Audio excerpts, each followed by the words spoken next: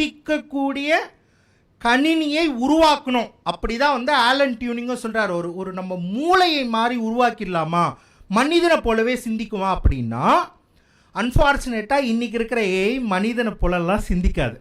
ஆனால் ஒரு சில டாஸ்கில் அதுதான் ஏஐ வந்து எப்படி பிரிப்பாங்க அப்படின்னா, ஸ்ட்ராங் ஏஐ, வீக் ஏஐன்னு பிரிப்பாங்க. இப்போ கூகுள் மேப்ஸ் எடுத்துப்போம்.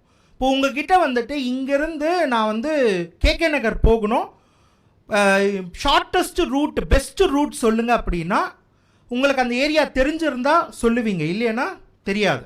ஆனால் ரூட் சொல்கிறதுல மனிதர்கள் தான் எக்ஸ்பர்ட். அவங்களுக்கு கான்ஷியஸ் இருக்குது, அறிவு இருக்குது, சிந்திப்பாங்க, எல்லாமே கரெக்ட். ஆனால் ரூட் சொல்கிறதுல கூகுள் மேப்ஸ் மனிதர்களோட பெஸ்ட்டாக இருக்கும். அது நீங்கள் எந்த ரூட் இங்கே உட்காந்துக்கிட்டு கலிஃபோர்னியாவில் ஒரு பிளேஸ்லேருந்து இன்னொரு பிளேஸ் கேட்டிங்கன்னா ஷார்ட்டஸ்ட் ரூட்டை சொல்லிக் கொடுக்கும்.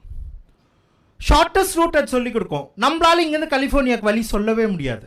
ஆனாலுமே அது அந்த வேலையை மட்டும்தான் செய்யும்.